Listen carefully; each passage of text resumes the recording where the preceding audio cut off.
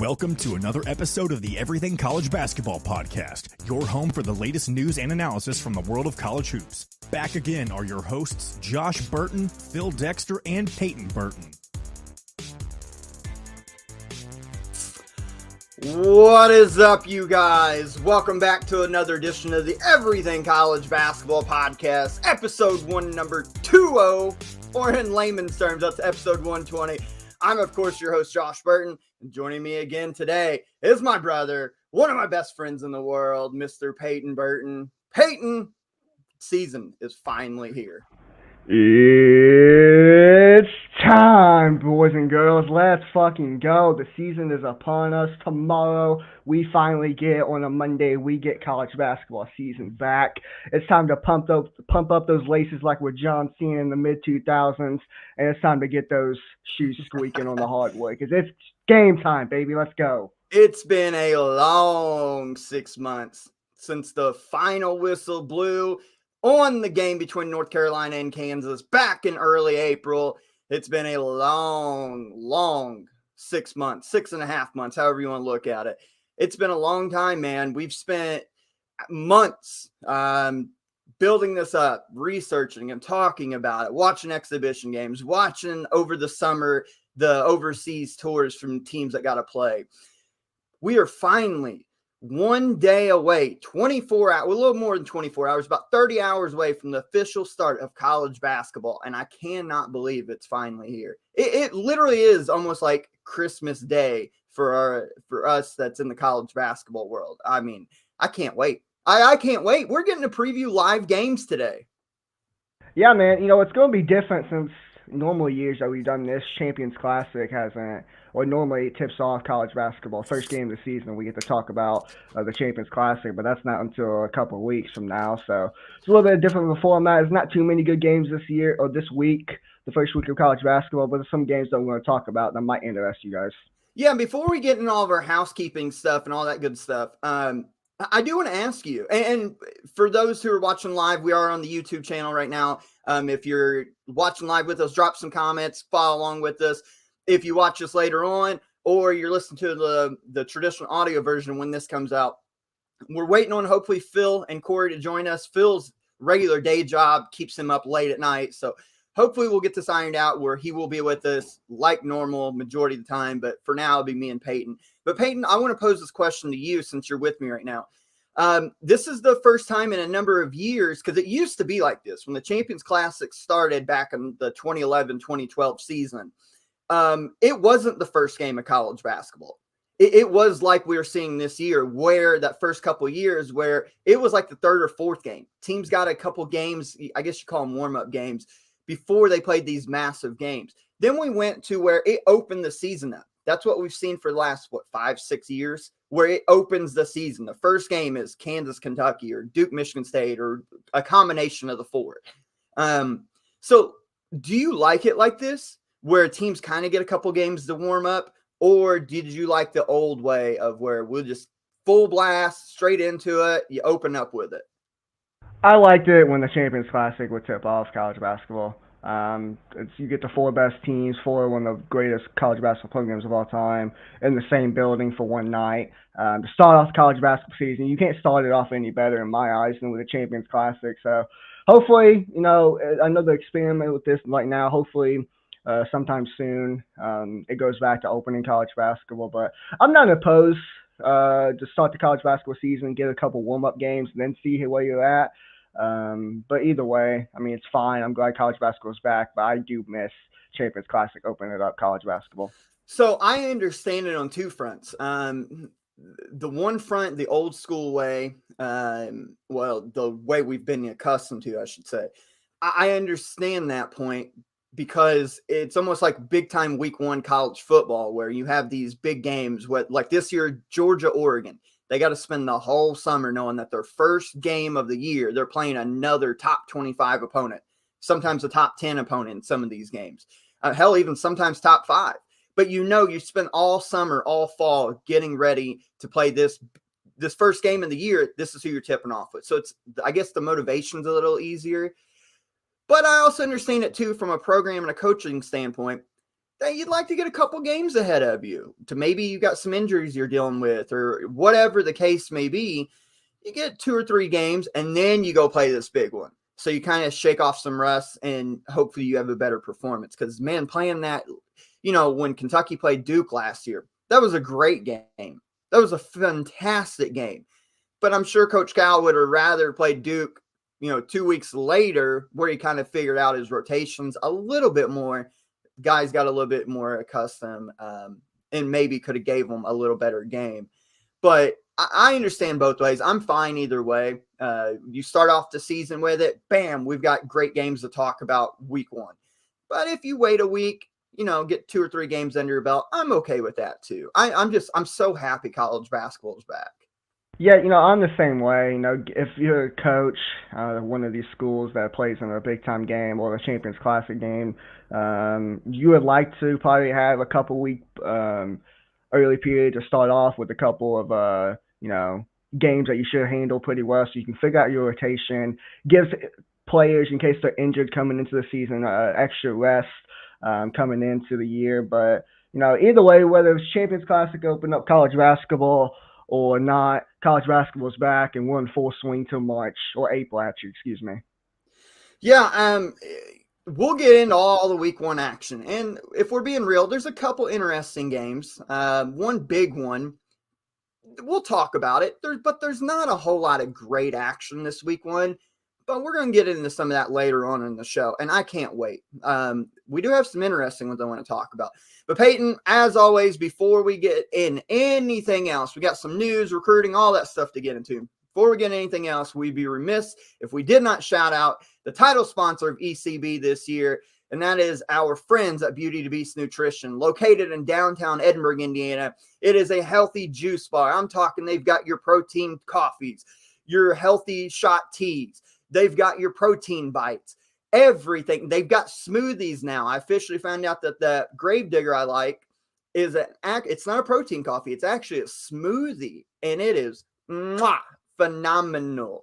It is so good. Guys, if you are located in Edinburgh or passing through Edinburgh or live in the central Indiana area and coming through, stop by our friends at Beauty to Beast Nutrition, located in downtown Edinburgh, Indiana. Go get yourself some healthy drinks. Go get yourself some protein bites. Do it and feel good knowing that you're helping your body out. It tastes great and you're not feeling sluggish and like a piece of shit most of the time, to put it bluntly. Natasha's great people. The owner, Natasha, great people to be in business with. And Peyton, what can they do if they tell them ECB sent you? Well, Josh, you get 10% off of your entire purchase when you say ECB sent you or you use code ECB. Go check out Beauty to Beast Nutrition, because not only do they have great drinks, but it also gives you some energy too. It gives you that extra energy, that extra boost so you can go throughout your day. And tomorrow is a big day for college basketball fans. Most of you are probably getting off work around 3:30. You need that extra energy. You can't be going to sleep, damn it, when college basketball's starting. So go get you a drink from Beauty to Beast Nutrition. Hey, we got games coast to coast. You're going to need that mid-afternoon. You know how you are. You feel a little nappy. No. Stop in Beauty to Beast Nutrition. Go get you a healthy shot tea. Get you a protein coffee. You'll feel good for the evening games coming up, baby, because we are finally back with college basketball. But again, shout out to Beauty Beast Nutrition. Stop in, get you whatever. Like I said on last episode, 1 drink, 5 drinks, 10 drinks, don't matter. You tell them ECB sent you, you're going to get 10% off your entire purchase. It's a deal you can't pass up to feel good. Again, shout out to Beauty Beast Nutrition for coming on board. Everything College Basketball is a title sponsor this year. Peyton, one other bit of housekeeping news. We got to shout out our friends, our new network that we're a part of, House of College Hoops and the House Enterprises, our buddy Will Tondo. Great people, again, to be in business with, Peyton. And as you can see, if you're following along on the YouTube channel with us, you can see it on the screen right now, Peyton. The SeatGeek code is massive. If you're planning on going to any college basketball game this year, download the SeatGeek app. Use the promo code NCAA Hoops Digest. One word. You don't have to capitalize it all. I tested it out the other day. Just put in NCAA Hoops Digest. You're going to get $20 off of your first purchase on the app using the code. It is so worth it because, as we all know, those pesky delivery fees and all the extra fees they add on, that $20 is basically going to take care of that, and you're going to get that ticket at $50 or $60 or whatever. It's going to help you out a bunch. I mean, who doesn't want to knock $20 off of their purchase?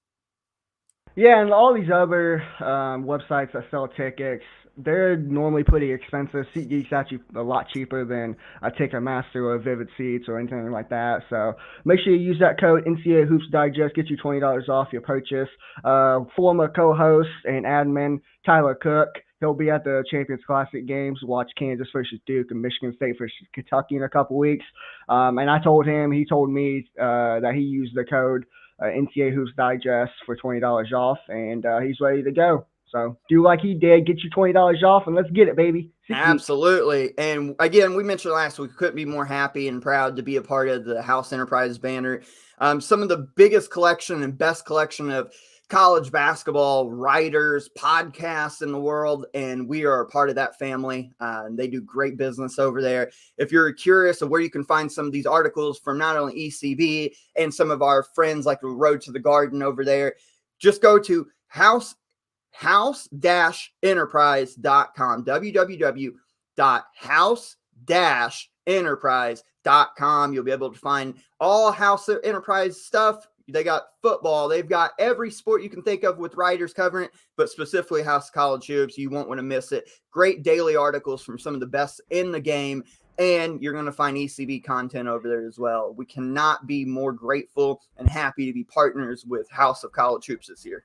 Hey, Josh, just real quick. I know we're live on YouTube this time. We're not recording it like we did last week. We're live, actually. We're live, pal. Yeah, we're live, pal. Why don't you tell them, just in case they forgot, if they didn't listen to last week's episode, which go do, by the way. It's a banger of an episode. Why don't you tell them that little tip that you found out last week, that you told them last week to do? Oh. When it comes to SeatGeek. Oh, yeah. I mean, there's ways around this, ladies and gentlemen. I mean, you can use this code NCAA Hoops Digest, get your $20 off. And if you've got multiple bank cards, debit, credit cards, create you another account and a new email, put a new card in. You'll get that $20 off every single time. Or if you've got a buddy, maybe one time you pay using the code. The next time he signs up or she signs up, you use the code there, $20 off. Keep rotating them, baby, because you can only use one card per account. But if you've got multiple ones or you got some friends, you guys rotate. Get that $20 off. I mean, why wouldn't you? Like I said, these delivery fees on these online sites sometimes can be ridiculous. I'm talking, you pay for a $32 ticket and you're paying almost half of that in delivery fees. So why don't you cancel out the delivery fees, use that $20 code, and then save you some money. Just keep rotating them.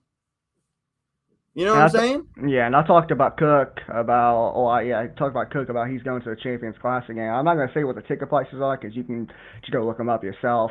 But he got one of the tickets for mid-level, the same price that he would have got if he paid for paid at a different vendor, which would have been nosebleed seats. So it's pretty much he got a way better discount than he did on other sites. So yeah, go check out that code NCAA Hoops Digest, get you $20 off.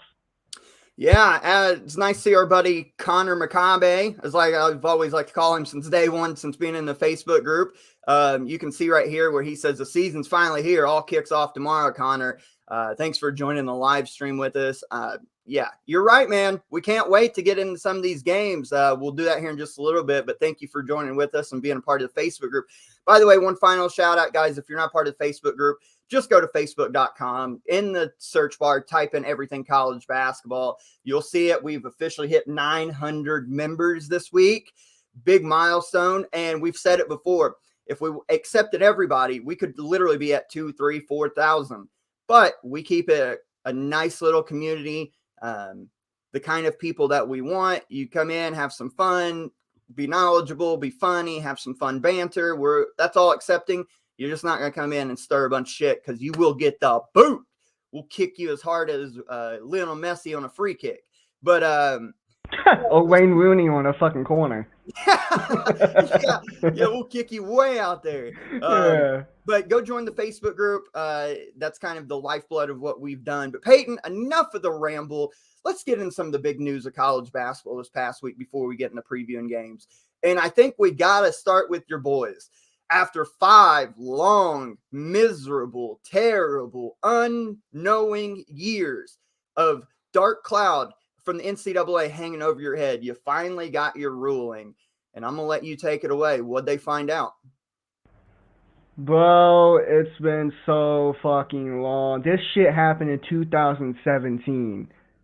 And it's finally done. We're finally in the clear. We can finally get past the NCAA cloud hanging over our head.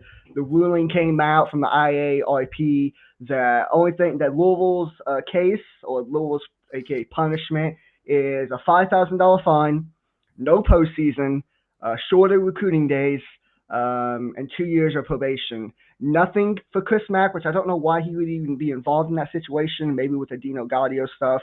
Not really sure why. But obviously Rick Pitino was involved heavily in this. He gets no punishment whatsoever, Iona, so he's cool. Louisville program, this is the best case scenario for us. If you haven't been paying attention for the last 5 years, listen to this podcast, or just being a friend of mine or being close to me or any other diehard Louisville fan, we've been through hell and back in these last 5 years. We suffered our own punishment ourselves. Listen to this in case people are complaining that – let me try to fix my microphone here.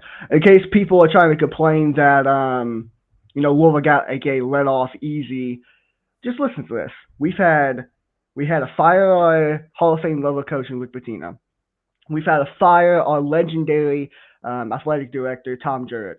We've had 3 different presidents since 2017. We've had, including 2017, when Kenny Payne steps on the floor Wednesday night, he'd be the 5th different Louisville head coach in the span of 5 years.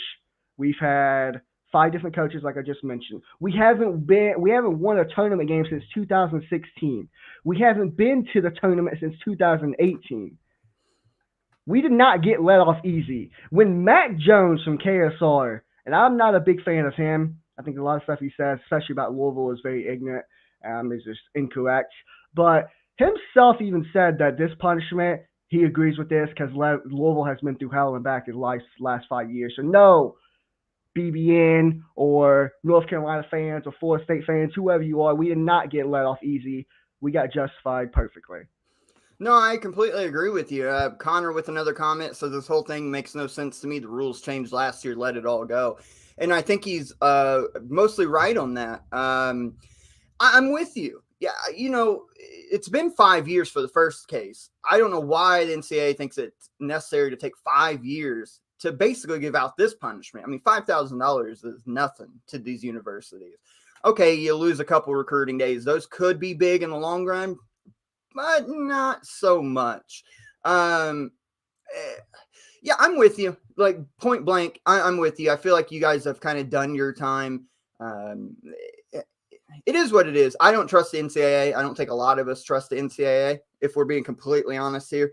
And I think Louisville got what they deserved. I don't think that any further punishment would have been necessary because, again, even going back, you had to take the banner down, which is stupid. I do think it's time to put that banner back up because we've seen it. We've seen 2013 Louisville win the title. That wasn't fake. It wasn't made up. It wasn't imaginary. You won the title, put the banner back up. But no, I think this was the right ruling. I can't believe it took this long to come up with this. You would think if they were going to do 5 years worth of investigations that they were going to put the hammer down. But to come up with this could have been in years ago. But now for Louisville, I think Kenny Payne referenced it, that now when I tell kids and their families that you won't have to worry about coming here and something bad happening, he means it now. And it's such a big deal for the program to be able to finally put that behind them, move forward. And now maybe even on the recruiting trail, we can start seeing Louisville maybe finally pick up some steam because any prior doubts have to be gone now. Chris Mack even said it when he was talking about this on Twitter, how difficult it was to recruit when he was at Louisville with this whole NCAA cloud hanging over the program's head. Now that that's finally gone, and now Louisville's in the clear, and they can do things or be the Louisville basketball program that I knew growing up and that Josh knows growing up and all this other shit, being the legendary program that Louisville is. It's game time now, fellas, because now Kenny Payne's on the same level playing field as everyone else. Now, like we talked about last week, well, how he hasn't got top recruits yet. We haven't had momentum heading into the program recruiting-wise. It's game time now, baby, because I said it last week. When he starts racking these motherfuckers up, it's time for everyone to shut the hell up, because no NCAA clouds overhead. KP is one of the best recruiters in the country, along with Nolan Smith. It's game time now, and we're going to start getting some recruits very quickly. Yeah, I think that's right. You can see Connor with another great comment here, and I highlighted this one because I think it's fair. Excuse me.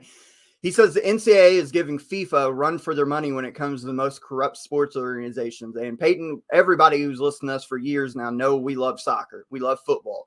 And we all know how corrupt FIFA is. Well, NCAA is over the last 20-some years has gotten that way. And I think that's a very intelligent comment because both organizations can't make a correct ruling to save their life. They both drag their feet. And at the end of the day, they only give a shit about the money. They don't care about their players and their athletes. I think this is a very comparable deal between NCAA and FIFA in this regards. Yeah, I mean, when you have teams like PSG and Manchester City just fucking buying every player under the sun that they can buy and not get in trouble for money laundering, it's ridiculous. They spend all that money every single year on getting the top players in the world, yet they got 0 Champions League finals trophies. How many does Madrid have? They got, 15? 14. It's going to be 15 this year, bitches. Yeah. Holla Madrid. Yeah. But good news for Louisville fans. Card Nation can breathe a little easier. I know it was a tense day the other day when the ruling was coming down, but I think it's the correct. I was nervous. Yeah, I think it's the correct one, though, so good on them. Peyton, other news. Bill Self suspended 4 games. NCAA, well, this was a no pun intended, this was a self-violation, if I'm not mistaken. Self-imposed. Yeah, self-imposed. That means he is going to miss the Duke game coming up next week in the Champions Classic. Thoughts on this? Do you think they're trying to get out ahead of everything? Maybe they know the NCAA is finally going to put the clamps on them, or do you think maybe they're trying to do this as a way to say, look, we self-governed ourselves, so don't punish us? Yeah, I don't know how I feel about this. On the other hand, I get why they did this, to try to, save themselves from getting for their punishments, like Louisville did. But however, in the past, we've seen when people self-impose, like at Oklahoma State, it hasn't really worked out well for them. And I heard something, I think you told me about it, that the ruling's probably not going to be taking in place after the season's over. So, I mean, we'll see what happens with it. Bill Self being suspended for 4 games. I think it's the same way that wasn't Mark Few suspended for a couple games last season to start the year off, like 3 games max or something like that. Yeah, but I know it was something different. Yeah, I know he was something different, but I mean, we'll see. We'll miss him without that Duke game. That's going to hurt. Coach Norm Roberts, one of our top assistants, that's been with Bill Self for a long ass time. He's going to take over those 4 games, and he'll take over the Duke game. We'll see how it goes. Yeah, I don't know. I feel like Bill Self is blatantly put the middle finger up for years now to the NCAA, and the fact that now all of a sudden he's self-imposing, it does make you wonder if he maybe doesn't have some inside intel that, like, oh, yeah, they're coming after us, so maybe I can get out in front of it. It's a storyline we're going to keep an eye on all year, especially since NCAA has done away with postseason bans. Yeah, it's going to be interesting. It still makes you wonder. They won the title last year, but it makes you wonder if part of that punishment, whenever they finally come out with it, if they don't make them vacate all them wins that stuff occurred around, which could be like 100 wins. Which would give you fuckers the all-time wins list back. I hope that don't happen. You ain't getting it. You ain't getting it back that easy. You have to beat us for it this year. But when it comes to self-imposed, I know we talked about it. Maybe last year it was when you self-impose, whether it's a postseason ban or suspending games or something like that. You always look more guilty when you do this. Yeah, so I think big time. Because for years, when this stuff eventually happened, what was it, 2018 or 2018 or 19? I remember us talking about it. It was a big story when it came out. with the Adidas and money heading to recruits and all that shit. That's what this is about. He wore that Adidas shirt when he went to late night at the Fog. He had Snoop Dogg Day, and he was throwing money at the recruits and shit they had like that. the stripper poles. Remember they had the dancers? We all said it was a big FU from Bill Self to the NCAA. And now all of a sudden he's kind of backing down and giving us not postseasons, but a 4-game suspension. Doesn't necessarily look good on my end. Well, look at this too. All the big coaches that were involved in that have already sort of got their punishment. Sean Miller got fired from Arizona, even though he's back now. He got fired from Arizona and had to set out a year. Will Wade finally got fired. He was probably the most egregious one, getting caught on wiretap. He's gone. Like all the dudes that were kind of involved in this with him, Louisville just got their punishment. Self kind of withstood it, but he's the last one standing. And if the NCAA is like Hitman, looks like they're finally going to try to put their crosshairs on Bill Self. So it could be, this is going to be a season-long storyline. I don't think we're going to hear anything throughout the year, but I think bits and pieces will come out. And by the year's end, it's going to be real interesting what happens.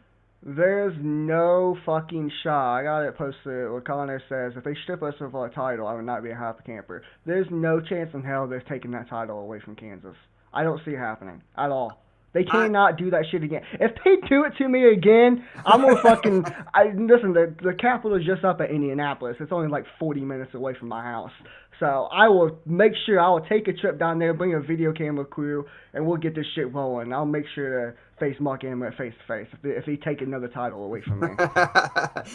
It's going to be a crazy storyline, Peyton, but let's move on to another suspension. Courtney Ramey, suspended for 3 games for playing in an illegal pro-am, which is dumb as hell. Another one of those NCAA rules. Played in a pro-am over the summer that wasn't regulated and approved by the NCAA. He's out for the first 3 games of the year. I guess thoughts on this? Bullshit. Like it's a non-sanctioned NCAA event. That's why they suspended him for 3 games, because it wasn't a sanctioned NCAA event. This is fucking ridiculous. Like this along with the Baba Miller situation from Florida State, him be suspended for half of the damn year, 16 games, for paying money that he didn't know was illegal. And he paid it back. As soon as he knew it was against the rules, he paid it back immediately. Paid it back, yes. And it's not like he went to go buy a Porsche. He went to go fucking practice. Yeah. He went to hone his craft, get better. And he's an overseas kid coming to live the American dream. He came over here to live the American dream, and we're going to punish him? He didn't know the rules all the way, and once he did, like you said, he paid it back. And you're going to suspend him more than half the freaking season? Half these people who get money or have something involved with money, top recruits coming in or overseas guys coming in, once you find out that they've got money to come or some shit like that, they normally buy something like a Regis, like a jewelry or a house or some shit like that. He didn't know that. He went to go fucking practice. How ridiculous is that? And we're going to punish the kid who just wants to live the American dream. And I think there should be a grace period. Like, if you get illegal money like that, you have like 30 days or whatever to pay it back. And if you pay it back, exactly. Bam, bam, bam, no deal. No big problem. No problem, right? Yeah. But he paid it back. And he wants to play college basketball. He's living the American dream, coming over here from a foreign country to study, to get his academic degree, to play college basketball in hopes of playing professional one day. He paid the money back. He didn't keep it. He did the right thing. It was an honest-to-God accident from what it sounds like. He realized he was in the wrong, paid it back. No big deal. Why the fuck are we suspending him 16 freaking games? Yeah, I know we kind of, veered away from talking about Courtney Ramey, but same thing in him. Like, he played in a pro-am game or whatever it was, and he's playing. Like, he's not buying shit. He's not doing anything really illegal. It's not who gives a shit if it's not a non-NCAA event? Like, who gives a shit? He's going to play ball. That's what he wants to do for a living. He wants to fucking play ball and get better. That way he can have a better season this year. And now they suspended from 3 games. Suspended Baba Miller from Florida State for 16 games. Ridiculous. Get your shit together. Yeah, especially in the era of NIL. Like, you can make money through a car dealership, but you better not get any illegal benefits. Doesn't make a damn bit of sense. The NCAA, again, they don't have a clue what they're doing, and I'm just being real with that. Peyton, a couple other bit of piece of news that came out this week. Nothing official, but the rumor did come out. Gonzaga potentially joining the Big 12 basketball only. So we've always said that we want Gonzaga in a bigger conference, but football would be the downfall because they can't join the Pac-12 or the Big 12 or whatever because of football. Football drives the money situation in college sports. But the rumors started coming out, circulating from higher publications that Gonzaga is in talks with the Big 12 joining basketball only. And I know in our Facebook group, there was some negative feedback because people think this is stupid for travel. This is the one scenario. I understand logistically it doesn't make sense, especially if you have to fly across country, play West Virginia or whatever. But I like this move. You put them in a good basketball conference, even with Texas and Oklahoma leaving. They're bringing in BYU, who's steady. They're bringing in Cincinnati, who's steady. They're bringing in UCF. And then you throw in Gonzaga. I mean, Tyler Cook mentioned it.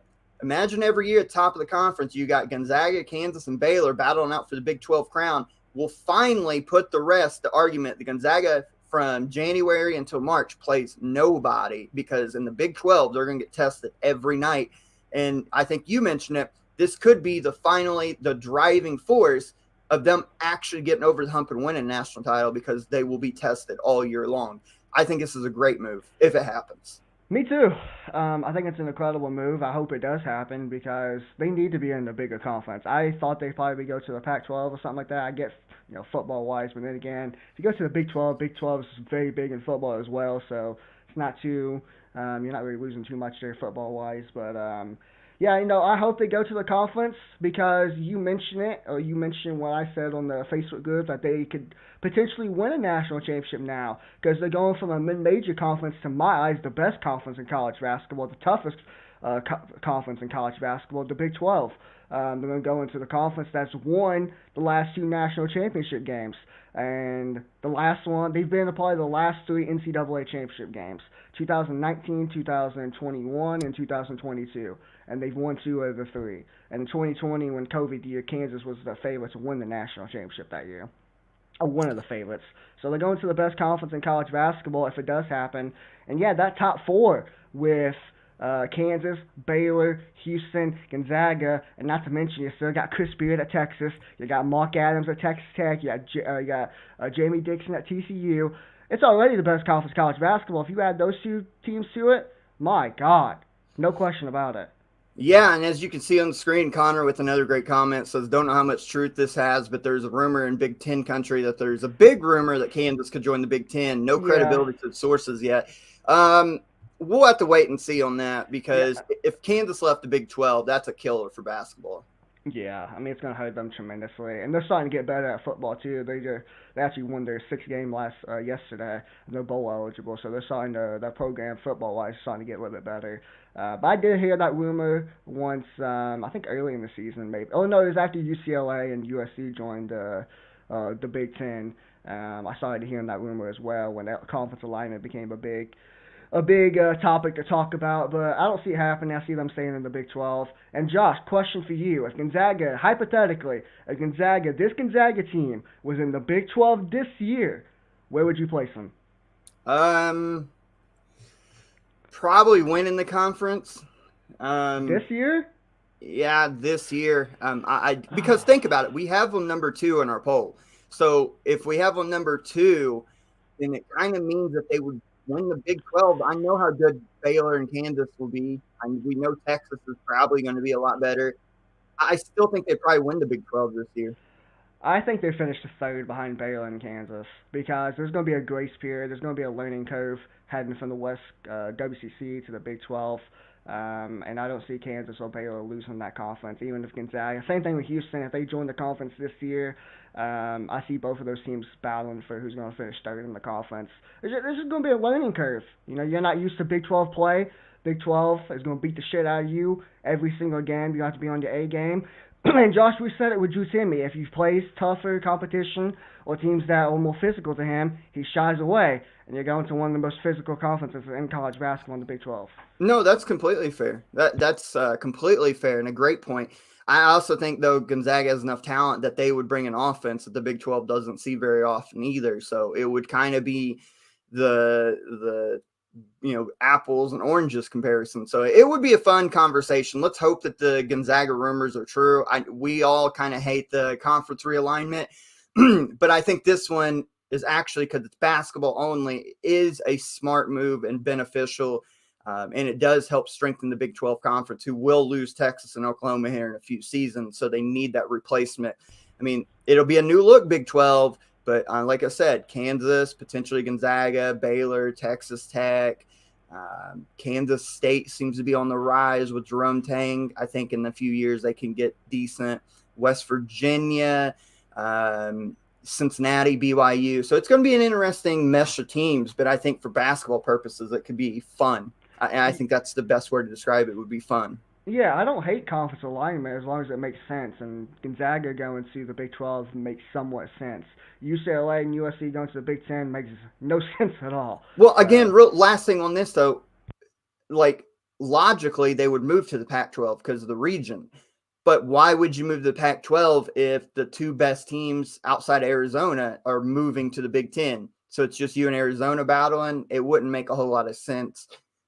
It would be like a glorified WCC in that way. So go to the Big 12 if you're going to do it. I'm okay with that. It's a lot better than moving the Big East like that rumor was all summer. That wouldn't make a whole lot of sense at all. No, not really. Even though they're not really football related, and have been great for the basketball school, it still wouldn't make too much sense because that's all the way on the East Coast. Yeah, that would be dumb as hell. But yeah. I digress. Peyton, before we get into actual previewing games, got a couple other bits of stuff to take care of. This is the return, since it's a brand new season. It's a brand new return of Mr. Recruiter. Peyton, hit us with your recruiting news. Oh boy, it's been a while since Mr. Recruiter has appeared on the show, but let's get it going. I ain't got too much news for you guys. I kind of kept it short because today's a big episode. We got preview games later, so I only got short news for you. 5-star last night, actually. 5-star 2023 5-star forward or guard Mikey Williams has committed to Memphis. His high school teammate, 4-star 2023 forward J.J. Taylor, has also committed to Memphis last night with them. I think both of them's on their OV at Memphis, so they decided to stay teammates, being high school teammates. They're going to be college teammates now, and Penny Hardaway has got, I think, his first 5-star guard that he's had since being at Memphis. He's had a lot of 5-star centers and like wing players. He hasn't really had a 5-star guard, if I remember correctly. So it's going to be the first. And Mikey Williams, I've been keeping tabs with this kid for a while now, since he's like 15 years old, playing in middle school. He's before he started blowing up on Instagram. This kid's phenomenal. He's an explosive athlete. He needs to work on his jump shot more, and obviously defensively he's going to have to get a lot better. But I think he's a star, and I think he's going to do well for Penny Hardaway, and Penny Hardaway is going to mold him into becoming a potential NBA player. So good pickup. Yeah, no, that's great pickups. It seems Memphis turbulent. They've had their own issues, and it seems like that they've maybe steadied the waters. This is going to be a big year. Last year was a big year, getting back in the tournament, winning a game, pushing Gonzaga in the second round. Let's see if they can build upon that. But the one thing we always know is Penny's going to recruit well. A lot of new, fresh faces coming in, and that has a lot of talent to Memphis. So good on Memphis. Peyton, we didn't mention it, though. This happened about a month ago. We do have to shout out one special bit of recruiting news.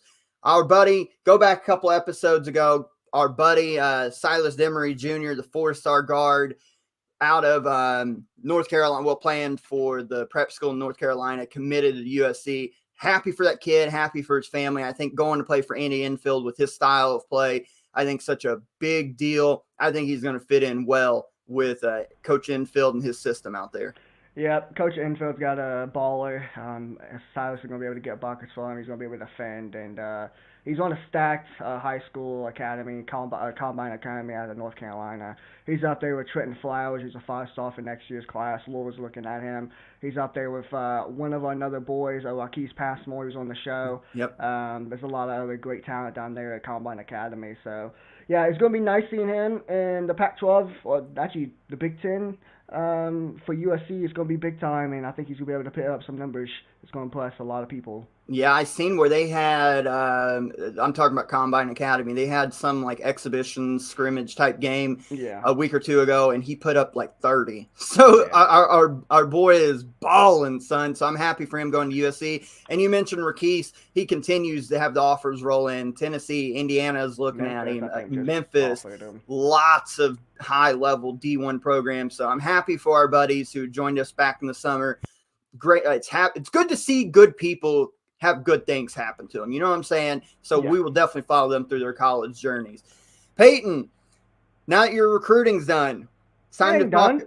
Oh, go ahead. I thought you paused. Go ahead. My bad. I was pausing so you can talk about Mikey Williams. I ain't done yet. I ain't finished and I'm finished. Go ahead then. I'm going. 5-star 2024, 5-star top 15 recruit Carter Bryant is on his official visit at Louisville this weekend. I'm sure he probably went to that Louisville football game yesterday against James Madison. We beat the shit out of them. Now bowl eligible. Hopefully we can. Hopefully we might be ranked next week. We'll see. But Carter Bryant, if you guys don't know, like I said, he's a top 15 recruit for next year's class. He's a big key player for us, or a key lookout for us next year. He was supposed to go to the Louisville Live for his official visit. He ended up rescheduling, and the fact that he rescheduled says a lot about Louisville and what he thinks about Louisville, because he's interested enough to reschedule. Because he wants to learn about Louisville basketball and wants to learn more about KP and the staff. So, great news that he eventually rescheduled. Hopefully, A.J. Johnson follows suit and gets another OV scheduled here soon. But Carter Bryant, big-time player. Hopefully to see him in a Cardinal uniform in a couple of years.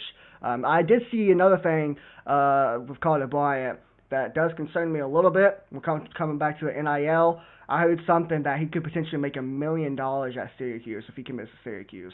Whoa. We'll see how big KP is on NIL, because if he commits to Syracuse over Louisville, then we know that KP's not the biggest fan of NIL, and he didn't really match that. Because Louisville, I think, can match that, or at least come close. But moving on, though, 2023 4-star guard George Washington III that's committed to Michigan. It kind of surprised me a little bit. I knew Michigan was in the running. I thought he'd go to Louisville, but turns out he didn't. Good player. I think he's going to do well for Coach Juwan Howard, but it's kind of surprised he didn't pick Louisville, but good on Juwan Howard for getting a tough guard coming into next year's class. 2023 5-star forward Ron Holland has committed to Chris Beard and Texas. He's committed a couple days ago. He's looking at Kentucky. Even though he cut Kentucky out of his top 3, he's still looking at the Cats. That's a big loss for Arkansas. I think Arkansas thought they had him locked up for a long time, and for him to go to Texas, I think that's a huge loss for Arkansas. Without a doubt. He stayed home. He wanted to stay close to home, so that's where he's from. He's from the Texas area. So, great on Chris Beard. He's got a dog. Excited to see Ron Holland in the Texas uniform next year, and we'll see how he does. But great commit, and Chris Beard's got a good one coming in next year. Lastly on the recruiting news, 2023 5-star guard Robert Dillingham has signed with Overtime Elite after his high school team, Donda Academy, closed down. He keeps his college eligibility, so he'll still be at Kentucky next year, but he signed with Overtime Elite after dropping like 30-plus points in their opening game, or the opening game in the league. Good on him.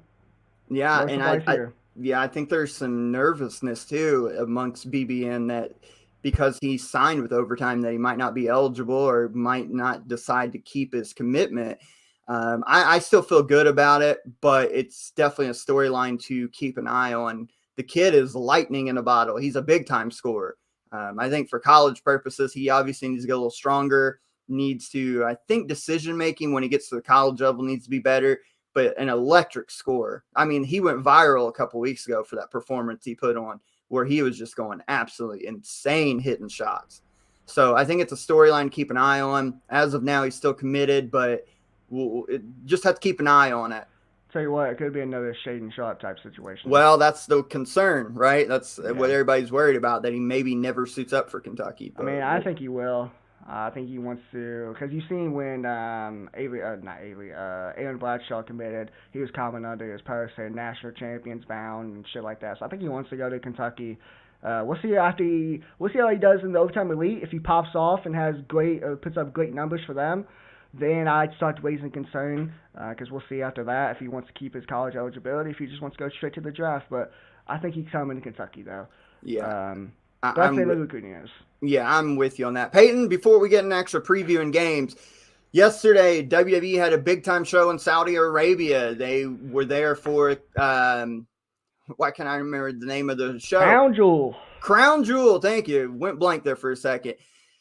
Great main event between Logan Paul and Roman Reigns. Go check it out on Peacock if you're a fan or you haven't seen it yet. But Peyton, where's the only spot they need to go to if they want to hear all things pro wrestling related content? Well, you go to Everything Pro Wrestling, hosted by none other than North Carolina Tar Heel fan Conrad Cushman. And let's hear a word. Cushman is the best. Let's hear a word from our friend Conrad. Everything college basketball listeners, what's going on? It's Conrad Cushman from Everything Pro Wrestling. Everything Pro Wrestling is a show by the fans, for the fans. And I'm here to let you know how you guys can catch up on all the latest and greatest in the world of pro wrestling. You guys can go to youtube.com, type in Everything Pro Wrestling, give us a subscribe. We are over 1,000 subscribers now, and we have achieved a YouTube partnership. If you guys want to be in the live chats, come on in, join us, and talk pro wrestling. We record AEW Dynamite every Wednesday. We also talk about WWE, Ring of Honor, Impact Wrestling, New Japan Pro Wrestling, and your local indies, and much, much more. So make sure you guys are subscribed to Everything Pro Wrestling. You can also listen to the podcast on Apple Podcasts, Google Podcasts, Spotify. All of the live streams are transferred right onto there. But enough of me talking about pro wrestling. Let's get you back to listening to Everything College Basketball. There we go. You hear it from our buddy Conrad Cushman and Everything Pro Wrestling, our sister site. Go give them a follow on the Facebook group, on YouTube, and on Twitter. They do tremendous work covering everything pro wrestling related content. Go give them a follow. Tell me CB sent you. Peyton, now that we got everything out the way, let's turn our attention to week 1 of college basketball. We finally have games. We alluded to at the top of the show that not the greatest games, that Champions Classic's not leading off the year, but I don't care. I'm going to watch everything under the sun that I possibly can watch. But we kick things off tomorrow night. Some interesting games, I guess you should say. Let's start with the most interesting one of night 1 of college basketball, and that's a battle in the Volunteer State when Memphis goes to Vanderbilt, plays at the Coliseum, the crazy court design, everything. We just talked about Memphis, their recruiting and all that, and I've talked about it. If you haven't seen the magazine yet or you haven't listened to summer shows, man, I like this Vanderbilt team. Peyton, what can we expect from when Memphis plays at Vandy tomorrow night? It's going to be a rough night for Memphis because, Josh, just in case people don't know, how tough is it to play at Vanderbilt? It is extremely difficult because the benches are on the ends. They're on the ends. They're not on the sidelines. They're on the end lines. So coaches have to literally walk around to the side to communicate to their team, and you're only allowed to go so far. So you need veteran teams that have leaders on the floor that can communicate, especially when you're away on the other end of the basket, away from your bench. You have to lock in and be on the communication end. That's where you need vocal leaders to help you through. And Vanderbilt is going to be a handful this year, I think. I mean, only won 19 games last year. They made it to the quarters and losing to eventual NIT champs, Xavier, by 2. We know Scottie Pippen Jr. is gone, but this team, Jordan Wright's back, Miles Stutz back, the big man in the middle, Liam Robbins. They've got some dudes. Plus, they bring in a couple 4-stars, a center Lee Dort, a guard Noah Shelby, a forward Colin Smith. I like this Vanderbilt team. We know they've got some dudes who can flat shoot. They've got a couple 40% three-point shooters back. I like this team. I think they're a handful and playing at home to open the year up. You know they're going to be motivated to play this ultra-talented Memphis squad. I think if Memphis slips up or they're not mentally prepared, I think Vanderbilt could win this game fairly comfortable, especially if the three-point shot's falling. Yeah, I agree. You mentioned Jordan Wright, senior 6'6", forward. He averaged 12.3 points per game last year. He's going to be a big factor in this game if they do well. They got a nice look at their roster. They got a nice balanced roster between the experienced players and top level freshmen coming in. They got 3 seniors, 4 juniors, and like 3 freshmen for surrounding the roster. So they got a nice balance of experience and inexperienced players coming into this year. So I think Vanderbilt could be one of those sleeper teams in the SEC that teams need to watch out for, like you said. You can go, if you want to know why, just go check out the magazine, etsy.com/shop/ECB-shop10. Go check it out so you can learn all about Vanderbilt and Memphis. But yeah, Memphis is going to be in trouble. Vanderbilt, as far as them goes, they got to keep Memphis off the offensive glass. Last year, Memphis ranked top 5 in offensive rebounding percentage. I think it was actually 4th or 5th. They was a top offensive rebounding team last year, and even though they do lose a lot of production from last year's team, Amani Bates, Jalen Duren, Landers Nolly II, Lester Quinones, they lost a lot of production. But under Penny Hardaway, I imagine they're still going to be pretty good when it comes to offensive rebounding. They were 5th last year. Fifth. I knew it was top 5. So if you're Vanderbilt, you got to do your best to keep them from getting second chance points. If you do that, I think Vanderbilt has a very good chance of holding home court and defeating the Tigers in Memphis. And we've seen the slow progression since Jerry Stackhouse took over. This team's getting better. They were almost a 20-win team last year. You know, made the NIT, gave Xavier a run. And we just heard over this last week that in a secret scrimmage, according to Jeff Goodman, Vanderbilt put it on Xavier. Yeah. We all think Xavier's a tournament team. I'm telling you, I'm beating the Vanderbilt drum. I think that they're interesting. I think that they have just the right mix. I believe in Jerry Stackhouse as a coach. And I think Memphis, if they are not – the one thing we've seen with Penny Hardaway's teams since he's took over at Memphis is they will defend.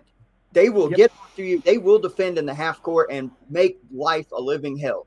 They like to switch the ball screens. Sometimes they'll go under it and make you dare you to shoot threes. But you can't do that with this Vanderbilt team. They've got guys who want to spread you out and shoot in transition, in the half court. They have to guard the three-point line, turn Vanderbilt into a driving team, not a cutting team, because they will get burnt on a back cut. Make them a 1v1 driving team to the lane, because if that happens, Memphis has guys who can protect the rim. That's to their favor. But if they allow Vanderbilt to spread you out and hit threes on pick and pops and dribble replacements and all that stuff, I think it could be a long night for Memphis. Memphis has to keep Vanderbilt grounded in the half court, turn them into a 1v1 driving team, and then I think they got a good shot. If not, I like Vanderbilt in this game. Yeah, I mean, you mentioned Memphis. A problem they had starting out the year, even though they put it up, like starting the year, the first 3 games, they shot they had 90 points or put up 90 points in their first 3 games. They still struggled offensively, especially early half of the season. So they got to find their rhythm offensively starting up to this game. On the road, you can't have a cold shooting night when you're playing on the road, especially at a place like Vanderbilt. So the offense in recent years has struggled tremendously early in the season. They definitely started to pick it up last year, second half of the year when they started to make the run, and they gave Gonzaga a game in the second round, almost beat them. Probably should have beat them, to be honest. The offense got a lot better, but under Penny Hardaway, I think the offense will be better. It'll be smoother because they got one of my favorite players in the country coming into this year. Probably the second best guard behind Marcus Sasser this season, and his name is Kendrick Davis. Kendrick Davis, last year for SMU, he's a grad transfer, he averaged 19.4 points per game. He had over 4 or close to 4 rebounds per game and 4.5 assists per game. This kid's a fucking stud. He's going to put up big-time numbers, and this is really the first big-time on-ball guard that Memphis has had under Penny Hardaway. Yeah, they had Landers Nolly III, or the second, but he wasn't really a point guard. He was more of a shooting guard, combo guard type. He wasn't really initiating the offense like Kendrick Davis will. So if Kendrick Davis, we're going to see how good he is playing at Vanderbilt, because their defense is going to make sure they keep him in check and not keep him under 25 points. So it's going to be an interesting game. I think Vandy has a really good shot if they hit threes, like you mentioned, of holding home court. I don't think it's going to happen, though. Kendrick Davis is going to be the best player on the floor. And they got some other guys too. They got, let me pull up their roster again. They got DeAndre Williams, grad senior coming back, 11 points per game, 11 points per game, 6 rebounds per game. Alex Lomax coming back, 6 points per game, 4 assists per game, 3 rebounds per game. They got Keontae Kennedy, redshirt senior, 14 points per game. They got some dogs. What we were talking about at the start of this, the keys to if you want to win at Vandy, you got to be experienced and have guys who communicate. Well, Memphis has been known to be kind of the young team, but they're experienced this year, so I think that will help them. You mentioned Kendrick Davis. He's a stud. It'd be interesting to see how him and Nolly kind of play off of each other. Let's talk about the stars real quick. Kendrick Davis for Memphis and Jordan Wright for Vandy. Peyton, who outplays who in this game? I think Davis does. I think Davis, in my eyes, is the clear best player on the floor, and I think he'll get about 20 points, over 20 points, close to that range, but anywhere between 18 and 22 points in this game. But it's going to be tough. They're going to make him work for it. Let's prediction time. First official predictions of the new season, Peyton. Who wins, Memphis or Vandy? Oh shit! I think Vandy actually holds home court and gets this dub, starts off 1-0. And the reason is, I think Kendrick Davis, like I just mentioned, will be the best player on the floor. He's going to go close to 20 points per game. They're going to shut everyone else down, though. Both of these teams are experienced. I just think Vandy, the home court advantage is going to be too much. Defense is going to be too much for the rest of Memphis' players to overcome. Vanderbilt's going to hit some shots as well. They're going to open up their offense against Memphis.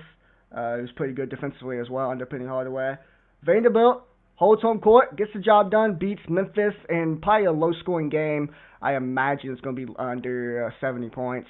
So I think Memphis or Vanderbilt wins 68-62. I'm actually with you. I'm going Vandy in this game because I think that Memphis, as good as they can be defensively in the half court, they're going to have some lapses where they lose a three-point shooter, they get back cut. And then I do think a factor that I would not be surprised to see is Coach Stackhouse go zone at times. Maybe not the whole game, but at times, and mix it in. And Memphis is going to have to be proven that they can be a consistent three-point threat. And I think with that can slow them down in the half court, keep them out of transition as much as they want to be. I like Vandy in this game. First game of the year. It's a tough one for Memphis to go play there. I've got Vandy winning this 78-71. I think it'll be a little higher scoring maybe we think, but I think it's going to be an entertaining game all the way through. I think it's one of those games Vandy pulls away in like the final 2.5, 3 minutes to secure the dub. And I think Vandy's off and flying. I think Memphis is going to have to figure out what kind of team they are exactly, besides being a solid defensive side. So real quick on Monday, this wasn't part of our pick'ems. I do want to just real briefly talk. Kentucky opens up against Howard. It sounds like no Oscar Tshiebwe, no Xavier Wheeler, but should be a problem. The Cats, after looking sluggish in the first exhibition game, they exploded in the second one. Like what I see from CJ Frederick, like what I see from Antonio Reeves. Those two dudes will probably shoot 40% from three or better, and both can play backup point guard. Kason Wallace, good defender, played point guard without Xavier on the floor. And then the guy who's really impressed me is Ugonna Kingsley Onyesu. He is, you don't want to call him a baby Oscar, but he does kind of do a lot of similar stuff Oscar does besides being an offensive threat right now. Block shots, rebounds really well, defends his position well, needs to be a better offensive threat. But I think Kentucky shouldn't have that big of an issue against Howard. I could see Frederick, Reeves both having 20-plus points, probably 5 or 6 guys double figures. Should be a comfortable win to open the year up. Well, quick, Frederick and Antonio Reeves, combined threes, how many do they hit? Against Howard? Yeah, against Howard. Between them both, I say like 9. Yeah. I think about close to 10. I think 9 just between the both of them because their shooting strokes are so pure. Yeah. Like, it is so pure. So I think they're a lethal threat. CJ is money for this team. Just got to stay healthy. But let's move on to Wednesday night, Peyton. One of the other games we had on the list. The only reason I think we put this one on here is because you just don't know. Louisville lost an exhibition game, bounced back and won their second one. against Chaminade, but did not make it look easy. And on Wednesday night, they got to open the year up against in-city, I guess you call them rival, in-city rival Bellarmine. Scotty Davenport's teams are a bitch to play because how they spread you out, constant cuts, constant movement. They are a pain in the ass to play, and Louisville's going to have to figure this out in a hurry, or it could be upset city. Peyton, this is your team. Let's hear it. Man, this is going to be a tough game. Bellarmine, doesn't matter who we have coaching, whether it's Rick Pitino, Kenny Payne, or Chris Mack, it doesn't matter. Bellarmine always gives us a game, whether it's an exhibition or now they're playing us. I think it's the first time they've played us. Did we play last year? No, we didn't play last year. This is the first time they played us and being under a D1 team. So this is going to be a very interesting game. You mentioned Scotty Davenport. He's got a lot of players. He got a lot of players losing last year. Dylan Penn led him in scoring, 16.6 points per game. Lost another 15-point score, C.J. Fleming, how the hell you say his last name. Also lose Ethan Claycomb, 8.5 points per game. So they lose those three big pieces, but they do bring back Kurt Hoff, sophomore, 7 points, 4 rebounds per game. Justin Betts, 7.7 rebounds per game. So they got a lot of pieces coming back. This Bellarmine team is going to be sneaky good. It's going to be tough for Louisville. If there's ever a definition of a trap game, this would be it. And I knew it as soon as I found out that Louisville's tipping off this season against Bellarmine. No, I'm with you on that. I'm with you. By the way, do you mentioned Kurt Hoff. Do you know where he played high school ball at? No. Bar Reeve. He was part of their state championship team in 1A here in Indiana. Peyton, by the way, we have the rolling ticker going down across the bottom that has all the top 25 teams and their games for opening night. So you can follow along with that if you're watching the live video here. Yeah. Let's prediction time then, Peyton. Louisville hasn't looked great in exhibition play. They are definitely going to have their front court players step up. They should be bigger than Bellarmine. I think you got to dominate the paint. I know you mentioned against Chaminade, you got out-rebounded early on, which cannot happen in this game. Or it can't happen all year, but especially when you play lesser competition. I think this is another close one, man. I think Louisville struggles. I am picking the Cards to squeak one out. I'm going to say, because they're struggling scoring the ball, I'm going to say they win 63-58, and I think Bellarmine keeps it close and gives them a hell of a scare to open the year because Bellarmine is going to open them up, spread them out. I actually wouldn't mind Louisville playing a little bit of zone in this. I know it's bad to say, but keep yourself from getting exposed defensively on these back cuts and dribble drives and stuff. I think you play a little bit of zone if Coach Payne's smart about this. At least mix it in. And I think Bellarmine's going to give them a game, but I think in the day the Cards win. I think the backcourt does just enough late in the game to pull it out. Here's my keys for both teams. I'll start with Louisville first since it's my team. You got to hit 7 or more threes in this game. You got to open up the offense. Last year, we were one of the worst three-point shooting teams in the ACC and in the country in general. Just could not hit a bucket or could not hit a shot from three. So if we can open up Bellarmine's defense, make them come guard us on the perimeter, hit shots like we did in both exhibition games against Lenoir-Rhyne and Chaminade, I think we'll be that'll help us a lot offensively, find our rhythm. Help our bigs get more touches down low as well. So hit 7+ threes.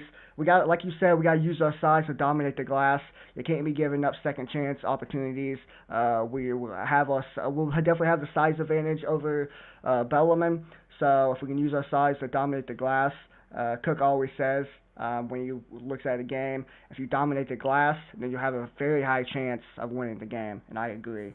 And most importantly, and I put this in all caps in my notes, effort. You got to show effort. You can't be lazy defensively. You can't be missing assignments defensively. You can't be giving up offensive second chance points. You got to get your ass ready to go. Be motivated. With this whole IARP ruling, we got Louisville fans, men's basketball fans buzzing right now. I'm sure it's going to be, I don't think it'll be a packed Yum Center, but there'll definitely be a lot of fans in the Yum Center just wanting this team to show a lot of effort. That's something they didn't do against Lenoir-Rhyne. And they didn't do it in the first half against Chaminade. So show effort. If you do that, Louisville has a high chance of winning this game. Bellarmine, go after El Ellis. Target him the whole damn game. Get him in foul trouble. Because if you take him completely out of the game, Louisville doesn't have any other good guards. They don't have Fabio Basile, should be a senior in high school. He's undersized already, stepping in the college game. Mike James is coming off a big injury. He's not necessarily a point guard. He's more of a shooting guard, more of a defender too, so he's not going to be able to initiate the offense like an L. Ellis would. So if you take L. Ellis out the game, you're pretty much taking the whole Louisville's backcourt out of the game because they ain't got anyone else to handle the ball. That's key number one. Key number two, force Louisville in some turnovers. You got to get some turnovers. Bellarmine last year was ranked top 50 in steal percentage. So if you can force Louisville in some turnovers, that's going to be a big key opponent for Bellarmine. And lastly, if you can keep this game close with 4 minutes to go, who do you trust more, Kenny Payne or Scotty Davenport? Oh, I no offense, I like KP, you know that. I know. But he's an unproven head coach. Exactly. And Scotty Davenport's been doing this for a long time. If this game is close, under 4 minutes to go, excuse me, I think Bellarmine wins this game. So if they can do that, keep it close, not let it get too out of hand, keep it between a couple possession game with under 4 minutes to go, and I think Bellarmine can win. Final prediction, I start hardly on going with Bellarmine because I think this is a big trap game for Louisville. But I believe, and I'm being honest, I'm letting my fandom and my bias get too much out of me here. I can't imagine, with all this stuff happening all season, the IARP ruling in our favor, all the momentum we have heading into the program, all the excitement, I just can't imagine Kenny Payne starting 0-1 in his first game under Louisville. I just can't imagine. It's going to be close. It's going to be low scoring, like you said. But Louisville just squeaks out a victory, 65-61, anywhere around that margin. It's going to be low scoring, though. It's going to be tough. It's going to have me nervous, biting my damn nails. Yeah, I'm with you. I think this is an interesting game. Peyton, real quick, again, this is another one that's not on the official predictions one, but I've seen it scrolling through the bottom. For Indiana fans, they open up with Morehead State on tomorrow night on Monday evening. Should be an easy win for Indiana. Morehead State, obviously their best player from last season, Johnny Broome, is now with Auburn.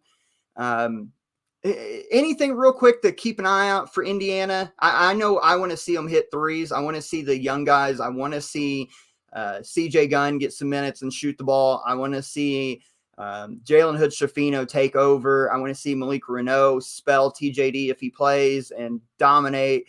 And I want to see some of the veterans like Miller Kopp hit threes finally, consistently. And obviously, I want to see Xavier Johnson play under control. Play like Xavier Johnson in the month of March that helped Indiana make it to the tournament by winning those games of the Big Ten tournament, win a game against Wyoming, and then ultimately they got blown out by St. Mary's. But that Xavier Johnson was good. He can't be bad Xavier Johnson this year, or else I don't think he stays in the starting lineup. So those are kind of a couple things. I think Indiana wins this comfortably. They've dominated both their exhibition games. I think Indiana wins this one like 89-52 or something. Looks comfortable, but those are the individual plays and players I want to see out of this game. Yeah, I like to see Trace Jackson-Davis develop a mid-range jump shot, or even if he doesn't hit him, I don't care if he goes 0-4 from the mid-range jump shot from the mid-range. At least shoot the damn thing. At least keep the defense honest. Makes you a tougher player to defend offensively. So if you can do that, that'd be nice. I like to see him hit close to about 12 threes in this game. I know probably a lot of people are saying, the Peyton 12 threes is a lot. I don't give a damn. They struggled from the three-point line the last 5 years.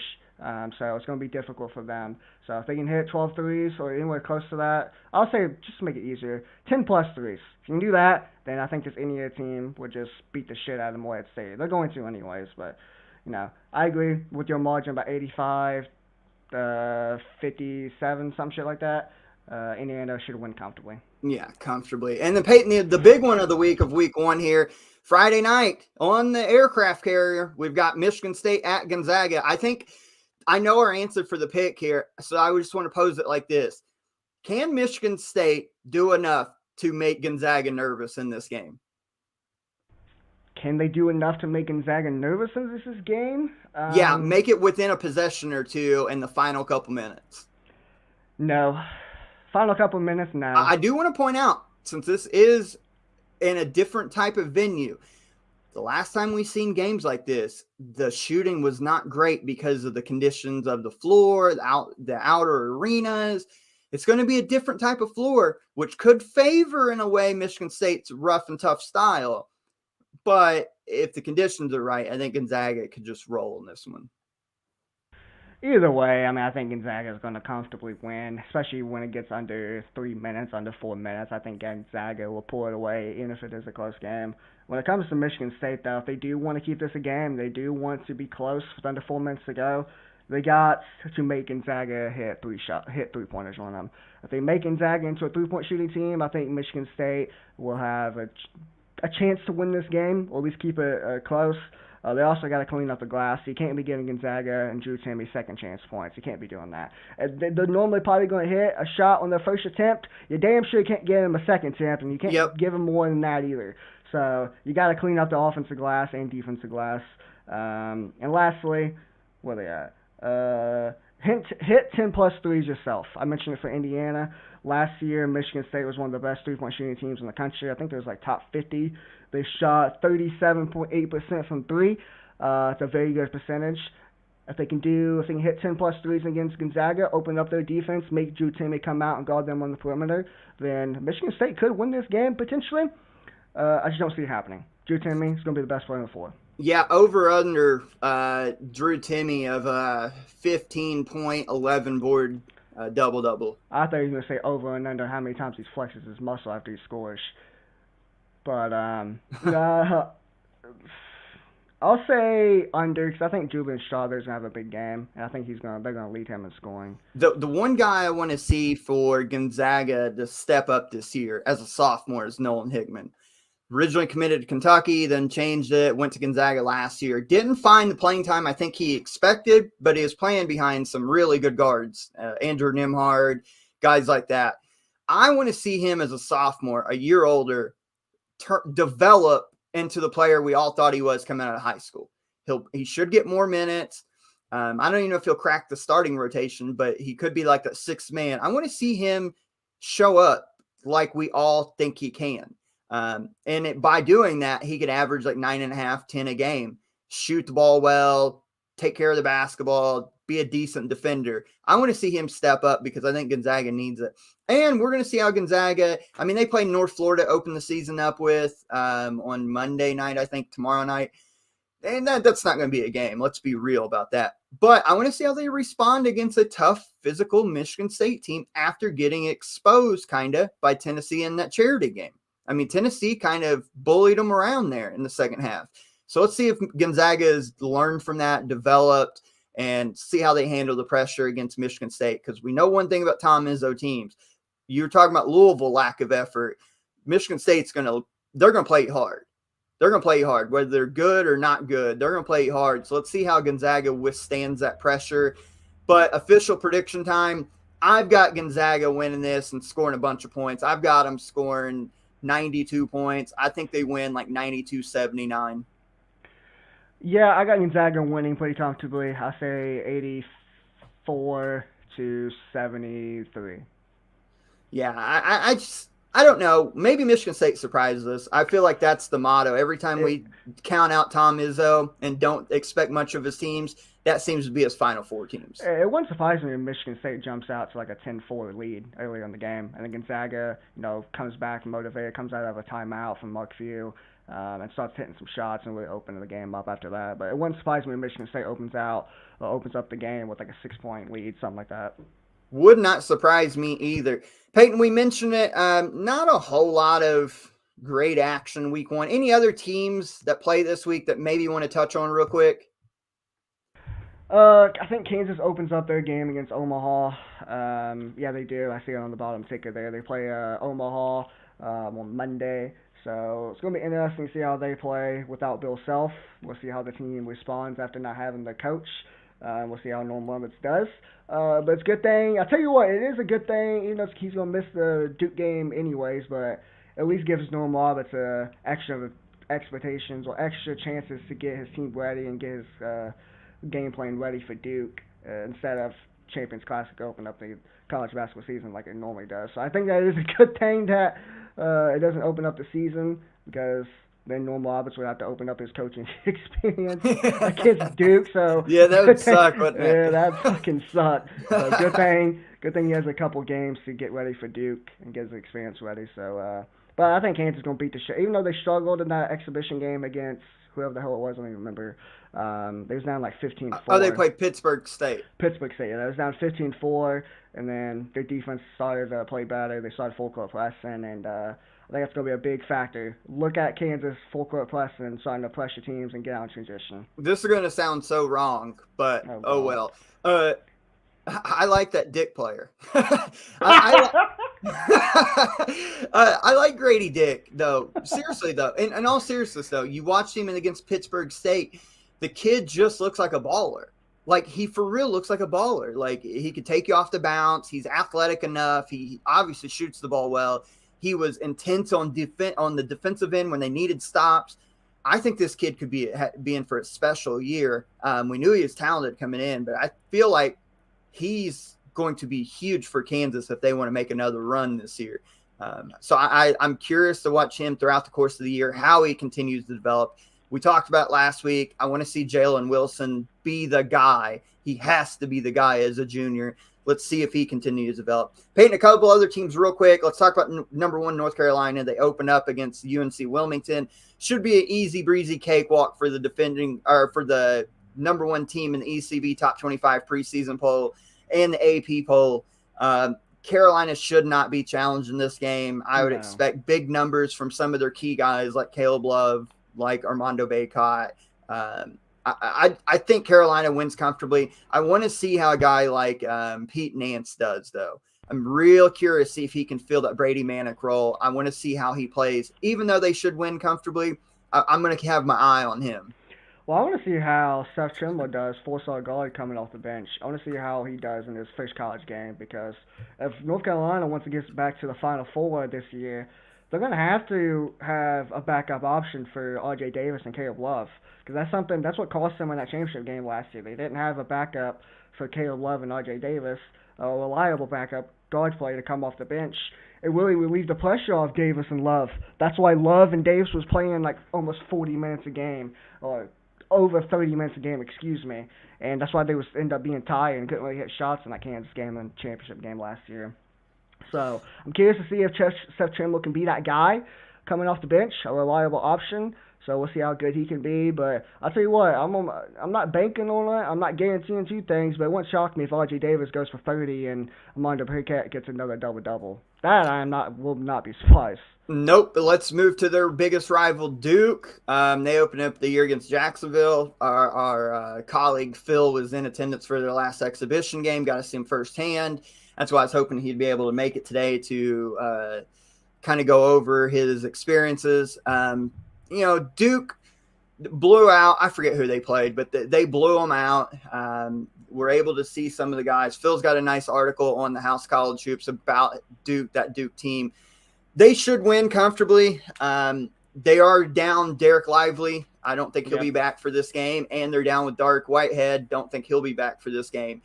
I think the biggest key or concerns I have for Duke is how do they look without them. Again, in the exhibition game, they were able to win, but I didn't think they looked great. They looked stagnant at times, and then at times they looked real good. Should win this game, but, man, I think for them to make a run, they're going to have Lively and Whitehead back because, I don't know, that Filipowski kid, Kyle Filipowski, I already mentioned it. He's going to already – I was watching that game, and I was like, he looks like a Duke player. I already don't like him. Not that I don't like him personally or his game. I just don't like his mentality. He looks like a Duke player. He's my new Grant Williams probably. They were beating the shit out of this team. He got a wide open dunk. The move wasn't great. He got a wide open 2-handed slam, and he started flexing and beating his chest. I'm like, okay, I don't like you. He's supposed to come in as a 3-point shooter. He didn't really shoot the ball well. Phil in attendance was texting and said that Coach Shire was all over him for mistakes he kept making. I don't know. I don't know how to feel about this Duke team. I want to see them tested against Kansas in the Champions Classic next week to start making decisions. But I do know this. They need Whitehead in the backcourt, and they need Derek Lively as their center guy to be as good as possible. Without them, they're going to win games, but I think they're going to be stagnant too on offense. the jury's still going to be out for a while in this Duke team, but should win comfortably in this game. I'm looking at Jeremy Roach. I'm not buying stock that he can have a big time, like All-American type year this year, like a lot of people. I've seen a lot of people say he could. If he does, then that changes his Duke team completely in my eyes, because last year he was very lackluster, especially early in the season. Didn't really play well. In the tournament, he had a couple good games. ACC tournament, he had some good games. But I just don't think he's going to be that point guard that steadies the waters for them. He turns the ball over too much. He's not the greatest three-point shooter.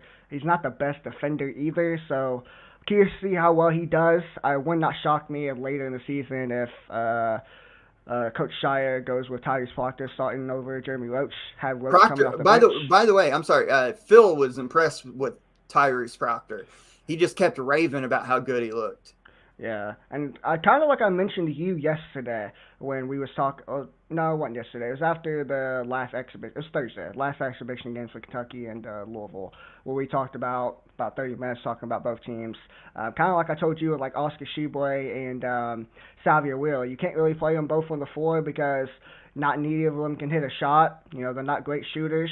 If you get on a pick-and-roll situation, you're not really worried about either one of them hitting shots. And it's the same way with Duke, because like I said, Jeremy Roach isn't a great three-point shooter. You can't really have him and Derek Lively on the same floor. Lively is not a scorer. He'll probably average more than 10 points per game this year. It's probably what he's going to do. That's probably going to be off dunks and shit, but he's not the greatest scorer. He's more of a defender. And Filipowski, you mentioned it. He's supposed to be a three-point shooter. He's supposed to stretch it out, hit shots. So if Jeremy Roach does start at point guard, it would not shock me later in the year if Filipowski takes over that center spot over Derek Lively, because then that makes him more lethal, because Jeremy Roach isn't a great shooter, but he's a decent passer, so he'll be able to find him. Either way, if you do start Lively, I think you got to start Tyrese Proctor at point guard, and if you start Derek Lively at center, or if you start Filipowski at center, then you start Jeremy Roach. So it's either one of those two. But Duke is going to beat the shit out of whoever they play. Oh, yeah, Jacksonville. They're going to whoop them. But it's a couple things to keep an eye on. Peyton, real quick, anybody in the top 25 this week that should be concerned potentially on upset watch? Because I've got one game I'm keying in on, and I'll tell you why. No, I have to pull the schedule up. Top of my head, I think most teams in the top 25 should hold chalk. There's not really a game I can think of. Real quick, LaSalle at Villanova. Villanova's been banged up most of the summer and fall camp. They've had points where they've barely had 7 or 8 guys, scholarship guys that can practice. We know how great Cam Whitmore is. But new head coach, Kyle Neptune, let's see if he can keep the Villanova culture going. LaSalle, not going to be great, but it is part of the Big Five Philadelphia team rivalries. This is going to be heated. It's going to be intense because of the rivalry game. If Villanova is not fully healthy, not ready to go, not hitting shots, not doing the little things, I'm telling you, I think they could be on upset alert. I don't think it will. I think Villanova ends up winning comfortably. But of the top 25, I do want to keep an eye on that, because that is a tough game to play. The Big Five Philadelphia rivalry game against a hungry LaSalle team that's going to come in, probably want to establish their dominance against you. And we got to figure out how Kyle Neptune looks as the Villanova head coach. And if they're healthy, there's a lot of question marks right now surrounding Villanova that we normally don't have. I think Villanova wins this game. Not saying they don't, and probably comfortably, probably by 20, 30 points. But this is the one, I think, if there was an upset in the top 25 this week, this is the one I'm kind of most interested in, because I think it could be a little closer than what people think. I got one. That's not that one. I think that's a good one. The LaSalle definitely could get upset Villanova. I think Villanova will be able to hold chalk, though, and get that game done, or get that win under Colin Neptune's first game, taking over Villanova. I got one, and it tips off at the exact same time as Villanova. That could potentially be an upset. 22 Michigan taking on Purdue Fort Wayne. Purdue Fort Wayne is the favorite to win the Horizon League this year, as they should, because they bring back, where is my notes? Right here. They had a 21-win season last year, 15-6. They won the Horizon League last year as well. They only lose one player, Jalen Pipkins, 13.5 points per game. They bring back a lot of production, though, from last year's 20-point or 21 team. They bring back grad senior Jared Goffrey, 15 points per game, 4.5 rebounds per game, 4 assists per game. Damian Chong Kwai, what the hell? Grad senior, you'll probably hear that name later in the season, too. Grad senior, grad senior, 10 a game. Deontay Billups Sr., 9 points per game. Bobby Planutis, another grad senior, 8.5. And Ra Coady, motherfucker, these names. 8.5 points per game and 6 rebounds per game. So they got a lot of production, a lot of seniors, a lot of grad seniors, a lot of experience. It's at Michigan. We've seen Michigan get upset last year with Marquette, which we didn't expect. So they're not prone to being upset in Michigan. I'm just saying, keep a lookout on that game because I do think this Purdue-Fort Wayne team is a tournament team, and we got them favored to win the Horizon League this year because they got a lot of production, a good team. I think that's a great shout, actually. I think that's a really good shout. Peyton, let's start wrapping things up for episode 120 here. Let's go into the bank on it's are back, baby. Hopefully by next week we have a nice little image we can throw up for the YouTube channel, but for this week we'll do it old school style. Peyton, bank on it. We're going to keep track of our bank on its correct and incorrect predictions this year. So let's start off strong. Do you want to take the honors first? Or you want me to go first? Well, it was supposed to be Phil, but that cocksucker ain't here, so he can't go first. But so I guess next up is going to be you. I go last. All right. Let me find that. You better not take mine, because we will fight. I know where you at. On Friday night. And by the way, you can get tickets as low as $3. But on Friday night, you know my love for the SoCon. SoCon's getting a win over the ACC, baby, on Friday night because UNC Greensboro is going to Miami, the NIL haven that is Miami, and they're taking down the Hurricanes. I love the SoCon. This UNC Greensboro team returned 72% of their point production from last year. Boz Leite, 9.9 or 9.5 points per game returns. We have them predicted third in the magazine to finish in the SoCon behind good Furman and good Chattanooga. I had UNC Greensboro to challenge them as well. It should be a tight race in the SoCon one bid league this year.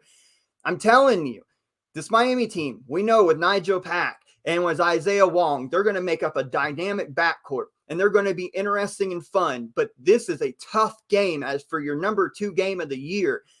UNC Greensboro gets them in Miami, and you can, if you live near, you can get tickets for apparently $3 to go see the SoCon up on the ACC. So there's my bank on it, week number 1. Damn.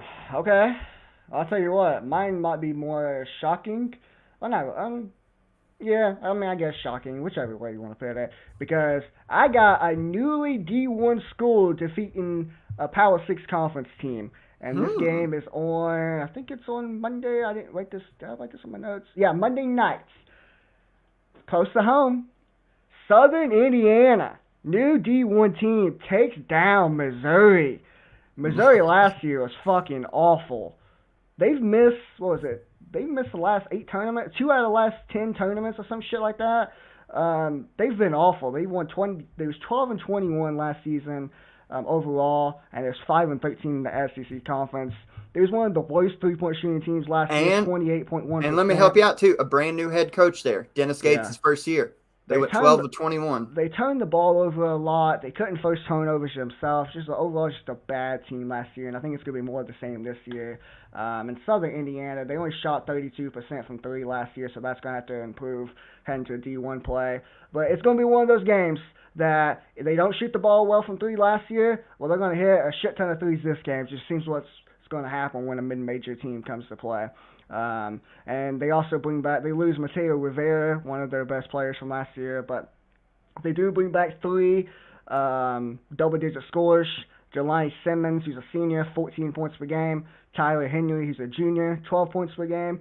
And Jacob Polakovic, 11.5 points per game. They bring back a couple of solid pieces who scored over 8 points per game as well. And Jemiah Hernandez and Isaiah Swope.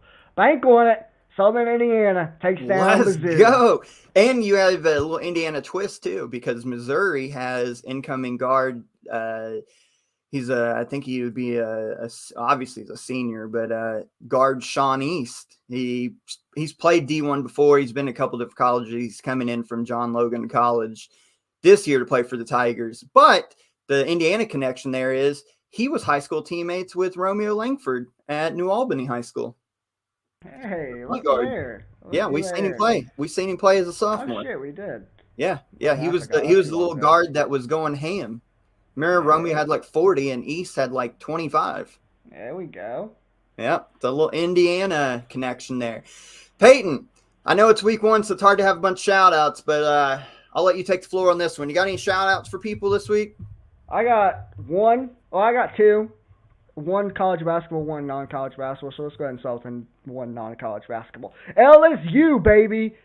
Let's go. We knocked down Alabama, and it was supposed to be a.k.a. a rebuild year for Kelly coming into this year. We knocked down Alabama in Death Valley. Death Valley is one of the loudest places, one of the loudest atmospheres, not only in college football. It's probably number one in my eyes. I'm just taking my bias, or trying to take my bias away. It's up there, but it's also one of the loudest atmospheres just in sports in general, especially when it's a night game and you got a big rival like Alabama coming into town. It's a tough place to play, and you can tell Bryce Young was rattled in that game, especially with all the defensive pressure we had coming at him in different ways. But we knocked down Alabama in a 2-point conversion in overtime, 132-31, and a hell of a battle between Alabama and LSU. A top 10 matchup. The fans rushed the field. I don't know why the fuck we're rushing the field. We're a legendary program. We just won a national championship in 2019. I get that's the first time we beat LSU or beat Alabama in Death Valley since 2010. But come on now. Tennessee doing it's another thing, because they suck. So they're doing it. They're rushing the floor and taking the goalpost and knocking it in the river. That's another thing. They can do that. That's fine. You know, they're not LSU, but we're better than that. Like, come on now, we shouldn't be doing that. But we knocked off Alabama. We in a rebuild year, we were supposed to not even be here. Now we control our own destiny in the SEC West, because now it's setting up. We got to play Arkansas next week. We still got a tough remaining schedule. So hopefully we can win out, because if we do, then we get Georgia, most likely, unless they have a couple upsets, which I don't think is going to happen. We'll get Georgia in the SEC tournament, a championship game, and we could be making the playoffs. It's close. You know, we're 10th now. Clemson got upset last night, got their shit beat kicked out of them by Notre Dame. So we're going to raise up to that ranking. It's probably close to the top 5. So shout out to LSU. Go Tigers. Fuck Alabama. Keeping the bias side going, college basketball, I got to shout out Louisville. The IARP situation last 5 years has been rough. You've known me. You know, you've been around me for a while, you know, these last 5 years. It's been rough for me. So the fact that the NCAA cloud is completely gone, hanging over our heads, we can finally move on and rebuild this legendary program. I can't wait. So shout out to all the diehard Louisville fans who was there 5 years ago and who stuck through all the bullshit and still repping Louisville to this day. L1C4, raise that fucking banner. Go Cards. Oh, my God.